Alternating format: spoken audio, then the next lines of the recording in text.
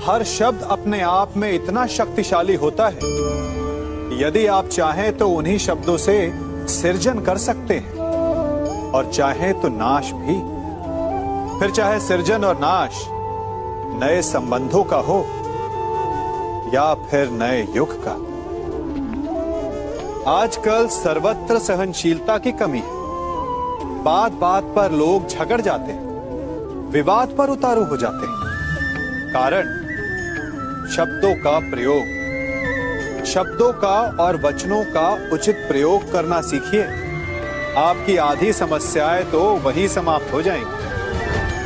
शब्द हमारी सबसे बड़ी पूंजी, उनका सोच समझकर भली प्रकार उपयोग करना ही श्रेयस्कर है। जो शब्द की महिमा और शक्ति को पहचान गया, वो इस सृष्टि के आनंद को भी समझ गया।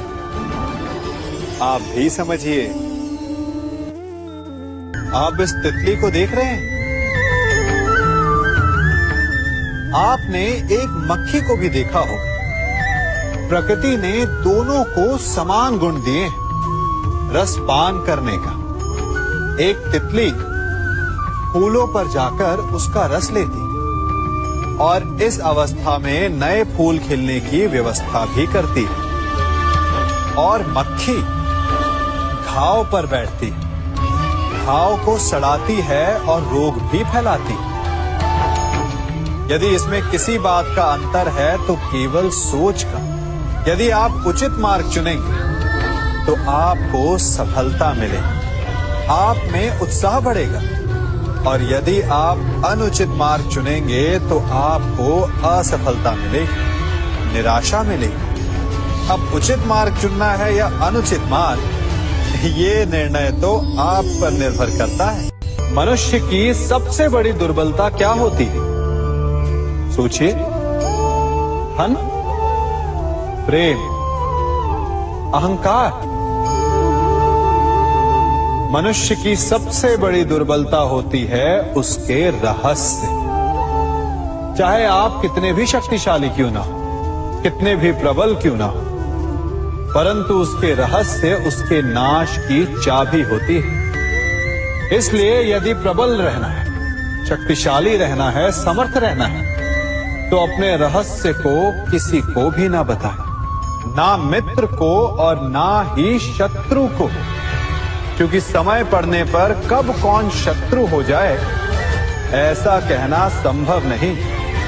विभीषण को रावण के अमृत कुंड का ज्ञात था, इसीलिए प्रभु श्री राम रावण का वध करने में सफल हो सके। इसलिए उचित यही है कि आप अपने रहस्य को स्वयं तक ही सीमित रखें। संगति या साथ, मित्र और साथी मनुष्य के व्यक्तित्व के लिए सबसे महत्वपूर्ण होते हैं। अब आप कहेंगे ये कैसे? मनुष्य अवश्य अपने व्यक्तित्व के लिए उत्तरदायी होता है, परंतु मनुष्य संगति में ना चाहते हुए भी उसका व्यक्तित्व संगत की भांति हो जाता है। इन पात्रों को देख रहे हैं? मध्य में जल रखा है, इसमें दूध है और इसमें मलिन कीचड़ रखा है। यदि मैं इस जल को इस दूध में मिलाता हूं तो ये जल दूध बन जाता है, और यदि इसी जल को इस मलिन कीचड़ में मिलाता हूं तो क्या हुआ? ये जल कीचड़ बन गया। ऐसी कोई युक्ति नहीं कि जल बिना घुले मिले दूध या कीचड़ में अपना अस्तित्व बनाए रखे या उनसे अलग रहे। और ठीक ऐसा ही मनुष्य के जीवन में भी होता है। यदि एक गुणहीन व्यक्ति गुणवानों की संगत में बैठे तो उसे भी गुणवान समझा जाता है, सम्मान का पात्र समझा जाता है। और यदि एक गुणवान व्यक्ति गुणहीनों की संगत में बैठे तो उसे भी तिरस्कार मिलता है। इसलिए अपने जीवन में सदैव संगति सोच समझकर सावधानी से चुनिएगा। कभी खेत में किसी किसान को खेती करते देखा है? वो उसे सींचता है, उसे जोतता है, पशु पक्षियों से खेत की फसल की रक्षा करता है, परंतु एक बात का वो सबसे विशेष ध्यान रखता है कि कहीं खेत में खरपतवार ना उग जाए, क्योंकि एक खरपतवार खेत की सारी फसल को नष्ट कर सकती है।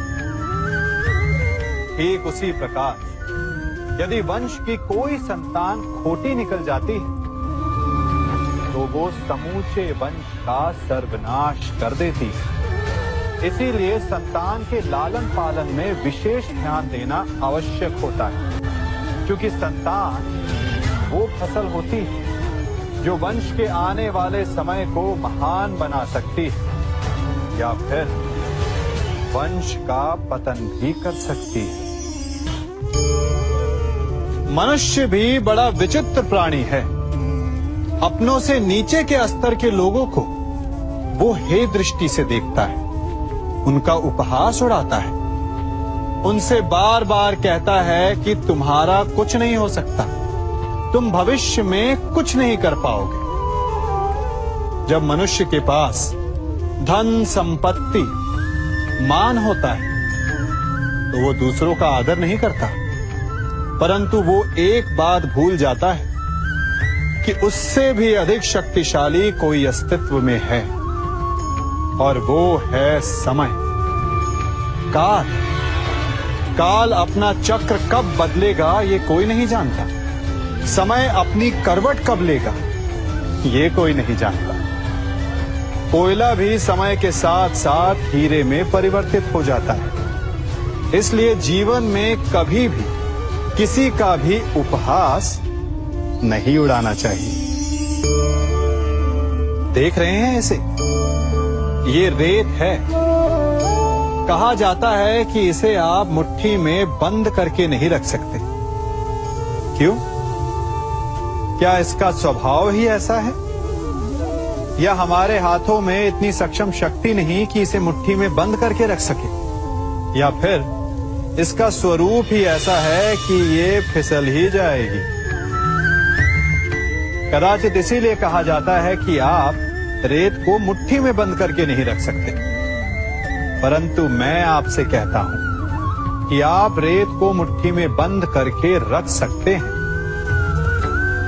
कैसे? इसका उत्तर है, यदि आपके हाथों में पसीना हो तो आप रेत को अपनी मुट्ठी में जकड़ सकते हो। और पसीना कैसे आता है? परिश्रम से, प्रयास से।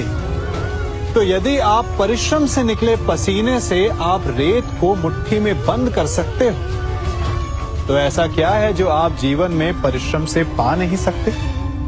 मान सम्मान, धन संपत्ति, बल, ये सब परिश्रम की उत्पाद है।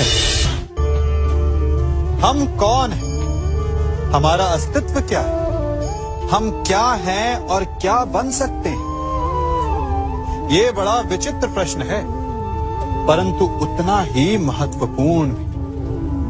मनुष्य सदा अपने वर्तमान प्रारब्ध के लिए अपने अतीत को उत्तरदायी ठहराता है, अपने जन्म को, अपने परिवार को उत्तरदायी ठहराता है। परंतु तनिक सोचिए, एक कमल जो कीचड़ में खिलता है, वही कमल भगवान की मूरत पर शोभित होता है। एक कोयला जिसे कोई भी शीघ्र नहीं छूना चाहता, परंतु वही कोयला धरा का ताप और दबाव सहकर हीरे में परिवर्तित हो जाता है, और वही हीरा मस्तक पर सुशोभित होता है। तो इन उदाहरणों का निष्कर्ष क्या है? इन उदाहरणों का ये निष्कर्ष है कि उससे कोई अंतर नहीं पड़ता कि आपने जन्म कहां लिया। आपके कर्म आपका स्तर निर्धारित करते हैं। हमने कहां जन्म लिया ये हमारे नियंत्रण में नहीं था, परंतु हम कब और कहां अपने जीवन की अंतिम श्वास लेंगे ये अवश्य हमारे नियंत्रण में होता है। तो कर्म कीजिए, अपने जन्म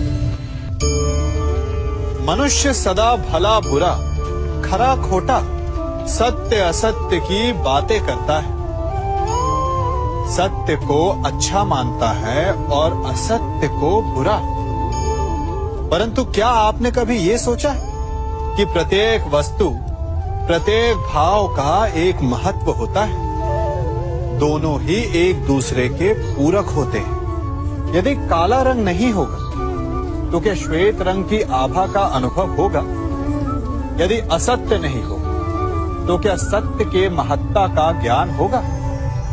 यदि बुरा नहीं होगा तो क्या भले पर आपको विश्वास होगा? कुछ महत्वपूर्ण है तो दोनों के मध्य का संतुलन। बुरी से बुरी वस्तु, समय या भाव, कोई ना कोई स्वयं में शुभ छिपाए रखती है। कभी काले गरजते मेघों को देखा है?